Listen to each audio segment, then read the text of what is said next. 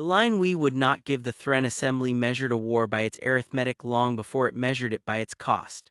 Ships lost, systems seeded, populations displaced, all of it converted into numbers that fed a single equation the Assembly's War Council trusted more than any general: expected value.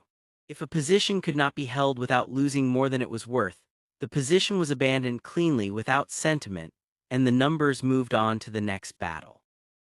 It was an efficient way to fight a war.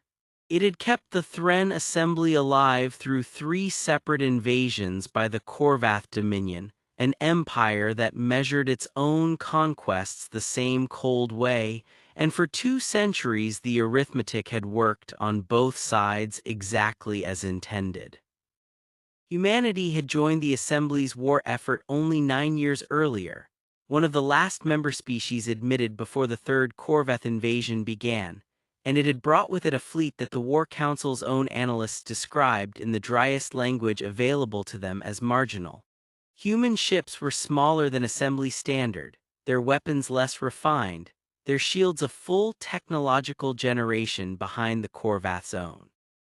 On the War Council's ledgers, the human contingent existed mostly as a rounding error, a handful of frigates and support vessels assigned to secondary sectors where their absence, if it came to that, would not meaningfully change any outcome the arithmetic cared about. No one on the council expected the rounding error to matter. No one, that is, until the numbers stopped predicting what humans actually did when the numbers ran out.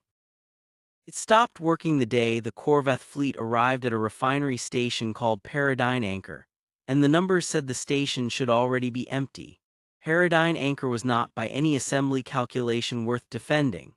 It processed rare fuel isotopes for a fleet that no longer had ships to spare for its protection. Its population was barely 11,000, and its defensive grid consisted of aging point defense cannons that had not been upgraded in a decade. When the Korvath battle group entered the system, 3 capital ships and an escort wing against a station that could not have mounted a serious defense if it tried, the Assembly's War Council issued the order that arithmetic demanded. Evacuate. Do not engage. Cut losses and preserve what could still be saved elsewhere. The order reached every ship in range except one. The Assembly frigate Callaway Rise was a small, aging vessel on loan from a human colonial defense contingent, crewed by 93 people under the command of a man named Leon Cross, and it was on paper exactly the kind of asset the Threnn Assembly's arithmetic said should retreat first and fastest. It had no business surviving contact with a single Korvath cruiser, let alone 3. Cross received the evacuation order at the same moment as everyone else in the system. He acknowledged it. And then he did something the Assembly's protocols had no clean category for.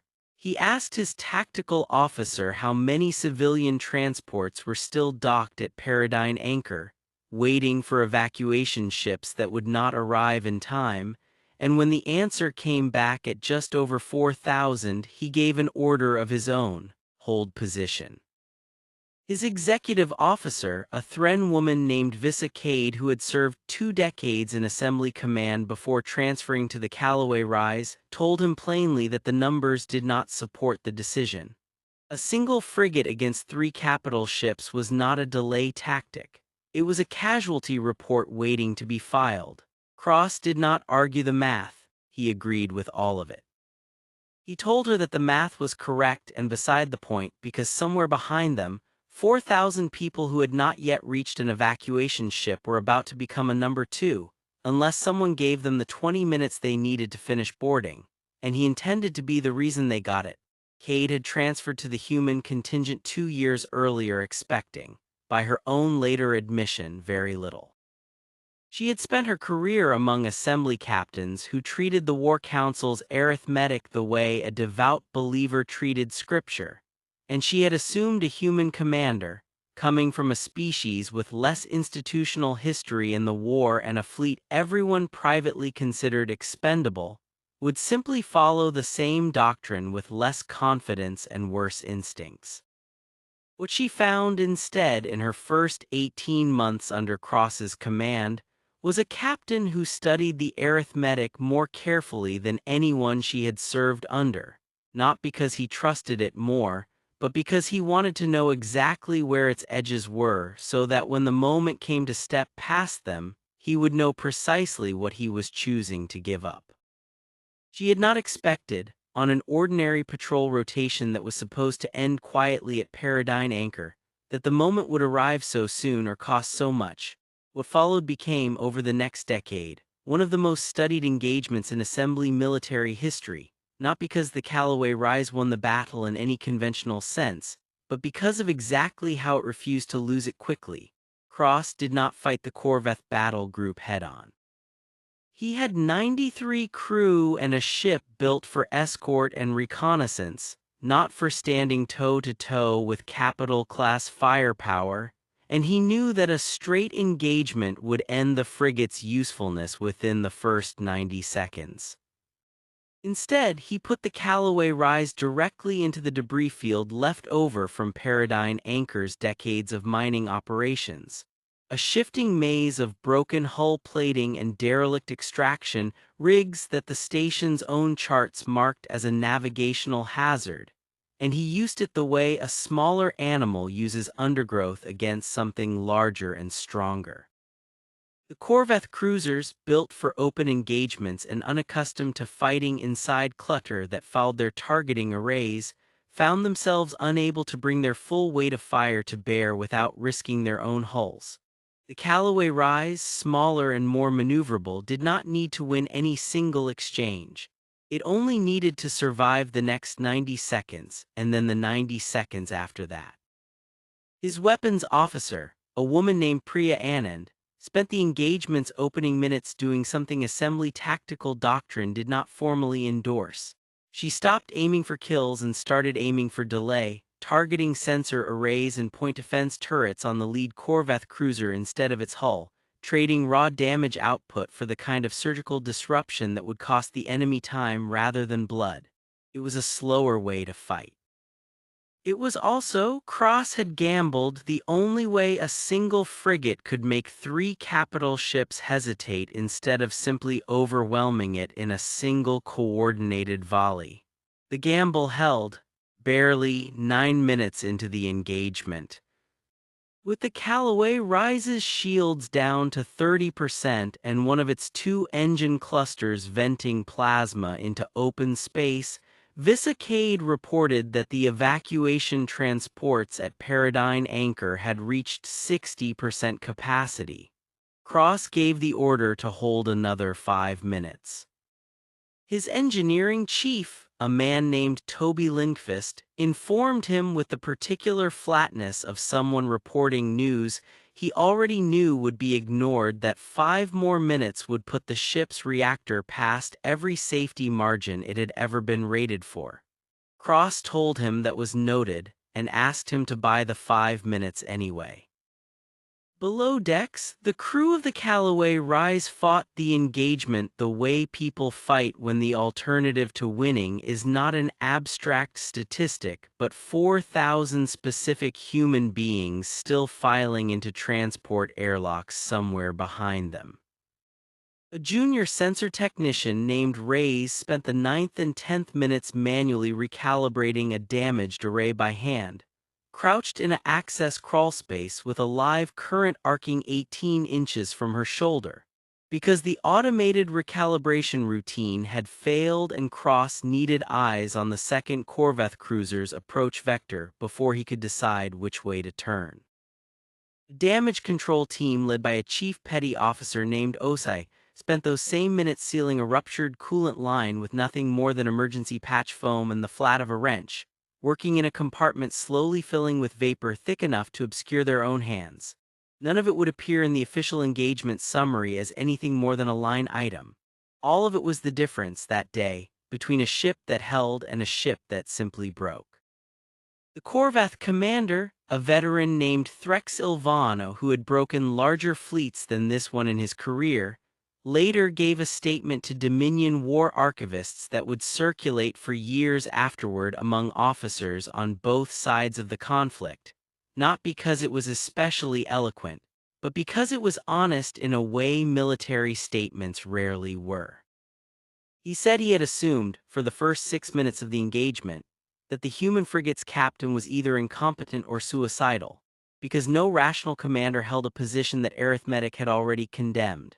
It was only around the 9th minute, watching his own cruisers repeatedly fail to close the range on a ship a fraction of their size, that he began to suspect the human captain understood the arithmetic perfectly well, and had simply decided it did not apply to him.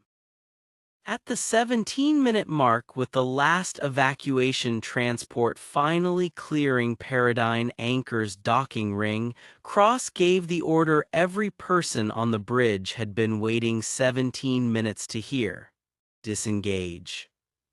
The Callaway Rise, running on a reactor well past its rated limits and shields that existed now more in principle than in practice, turned away from the debris field and made for the system's jump point at a speed that Lindqvist would later describe in his official report as considerably more than the engine manufacturer would have recommended had anyone asked them. They did not make it out clean. A Korvath escort fighter, faster and more maneuverable than the cruisers it screened, caught the Callaway Rise 11 seconds from the jump point and put a single disabling shot through its port maneuvering thrusters. It should have been enough to strand them, a slow target for the pursuing cruisers to finish at their leisure. It was not enough, because Anand, working a targeting board that was by then held together with more improvisation than functioning circuitry, put 3 shots into the fighter's own engine housing before it could line up a second pass, and because Lindqvist, in the 90 seconds that followed, did something to the ship's remaining thruster that his official report described only as reallocating available thrust asymmetrically, and that everyone else on the crew simply called flying on one wing and pure stubbornness.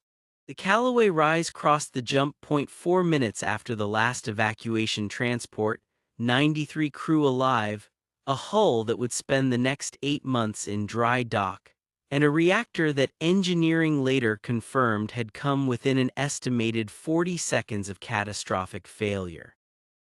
4,016 civilians who would not have made it out of Paradigm Anchor's docking ring in time reached safety instead, and every one of their names, along with the frigate's flight logs, ended up in a formal review that the Threnn Assembly's War Council had not expected to convene, because Elian Cross had disobeyed a direct evacuation order in the middle of an active engagement, and the Assembly, whatever its arithmetic said about the outcome, still had rules about what happened to officers who did that. The review took 4 months. Visicade, who had argued against the decision in the moment and defended it without hesitation afterward, testified that she had served under commanders her entire career who followed the numbers precisely and lost people anyway, and that the difference with Cross was not that he ignored the numbers, but that he refused to let them be the only voice in the room. Threx Ilvano's own recovered statement, submitted by Assembly Intelligence as supporting evidence in a move that surprised nearly everyone involved, noted that the human frigate's decision to hold had cost the Korvath Dominion 11 minutes of operational tempo it never recovered across the following campaign, an outcome no war council on either side had modeled in advance, because no war council had modeled a single frigate choosing to stay. The review board itself was divided in ways that mirrored the larger argument the Assembly had been quietly having with itself for 2 centuries. 3 of the 5 presiding officers argued that Cross's censure should be far harsher than a formal record entry, that an officer who disregarded direct orders under fire, however admirable the outcome, set a precedent that could not be allowed to stand in an assembly whose entire war strategy depended on commanders trusting the arithmetic even when trusting it was hard. The other 2 argued the opposite, that an assembly which could not distinguish between reckless disobedience and Cross's kind of disciplined, purposeful defiance did not deserve the loyalty of officers willing to make that distinction on its behalf. The compromise that emerged, a formal censure paired with a quiet doctrinal review, satisfied neither faction completely, which several officers later admitted was probably the clearest sign that the Assembly had actually gotten it right. The Assembly's War Council did not reward Cross, not officially, It censured him for violating direct orders, a censure that went into his permanent record and that he never once tried to have removed. But it also did something it had never done in 2 centuries of fighting the Korvath Dominion by pure arithmetic. It ordered a review of the evacuation protocol itself, the one that had told an entire station full of people to simply become a number the moment the numbers stopped favoring them. And over the following year, quietly, without much public announcement, it rewrote the doctrine to include something the original equation had never accounted for. A standing option available to any commander in any future engagement to hold a position past the point the arithmetic recommended, if doing so bought verified time for civilian evacuation, and to make that choice without it automatically ending their career. Assembly officers took to calling it, informally and then eventually in official briefings, the Cross Doctrine, though Cross himself, when asked about it years later at a small ceremony marking the 10th anniversary of Peregrine Anchor's evacuation, said he had never much liked having a doctrine named after him, because it made something sound calculated that had not felt calculated at all in the moment. He said the truth was simpler than the name suggested. He had looked at a column of numbers that told him 4,000 people were an acceptable loss, and he had found that he simply could not make himself believe it, not because the math was wrong, but because some things a person owed to other people were not supposed to be decided by a column of numbers in the first place. Standing in the crowd that day was a woman named Marlene Tava, who had been 31 years old and 8 months pregnant aboard one of the last transports to clear Peregrine Anchor's docking ring, and who had spent the following decade raising a daughter who existed, by her own quiet reckoning, because a frigate she had never set foot on held a line for 4 minutes longer than it had any right to. She did not speak at the ceremony. She had not been invited to, and had not asked to be. She simply stood near the back with her daughter, now 9 years old, and when the formal remarks ended, she found a moment to tell Cross, briefly and without ceremony of her own, that she had named the girl Elian, after the captain she had never actually met, because it seemed to her the only honest way she had of saying thank you for something that words alone could not quite carry. Cross, by all later accounts, did not have a ready response to that. He simply knelt, said hello to the girl properly, and told her that her name suited her, before the crowd moved on to the next part of the ceremony. Visicade, who had gone on to command her own vessel by then, stood beside him at that ceremony and told the assembled officers a story of her own, one she had never included in her original testimony. She said that in the middle of the engagement, with the ship's reactor screaming past every safety threshold and the Korvath cruisers closing from 3 directions, she had asked Cross quietly over a private channel whether he actually believed they would make it out. He had told her he didn't know. He had told her that not knowing wasn't the same as it not mattering, and that the 4,000 people boarding those transports did not need him to be certain. They only needed him to stay long enough to matter. And whether the Callaway Rise made it home afterward was a separate question entirely, one he was willing to answer with whatever the ship had left once the first question was settled. It became, in the years that followed, one of the defining stories the Threnn Assembly told about its human allies, retold in academy lecture halls, and cited in 3 separate treaties on the ethics of civilian protection during wartime engagement. It was not a story about superior firepower or superior tactics, though both had mattered in the final minutes. It was a story about a species that had joined a 2-century war already being fought by cold and careful arithmetic, and had insisted, stubbornly and at real cost, that the arithmetic did not get to decide everything on its own. The Korvath Dominion, for its part, added a new line to its own tactical doctrine after Peregrine Anchor, a quiet acknowledgement buried in a classified briefing that Assembly intelligence would not recover for another 6 years. When engaging human vessels of any size, assume the standard calculus of expected losses does not apply, and plan accordingly. Elian Cross served 11 more years before retiring, and he never again violated a direct order in quite so dramatic a fashion, mostly because the Assembly's revised doctrine meant he rarely had to. Reyes, the sensor technician who had recalibrated a live array with her bare hands in a smoke-filled crawlspace, went on to train the next 3 generations of assembly technical crews, and told every one of them on their first day that the difference between a functioning ship and a wreck was very often nothing more than someone's willingness to keep working past the point where quitting would have been reasonable. Osai retired a decade later with a commendation for the coolant repair that had, by engineering's own later estimate, bought the ship somewhere between 90 seconds and 2 minutes it would not otherwise have had. A window that turned out to matter more than almost anything else that happened above Paradine Anchor that day. But every officer who served under Cross in those 11 years learned the same lesson the crew of the Callaway Rise had learned in 17 impossible minutes above Paradine Anchor. That there was a difference between a battle that could be won and a battle that was worth staying in anyway, and that the difference mattered more than any equation the War Council had ever trusted to make that decision for them. 4,016 people carried that lesson home in the most literal way a lesson could be carried, in the simple fact of still being alive to tell it. And for 2 centuries afterward, whenever a Threnn officer needed to explain to a newer recruit why humanity's small, aging, chronically outgunned fleet had earned a seat at every major war council in the Assembly despite being the weakest military power in the room, they told the story of a frigate that held a line the numbers said could not be held for exactly as long as it needed to and not 1 second less. End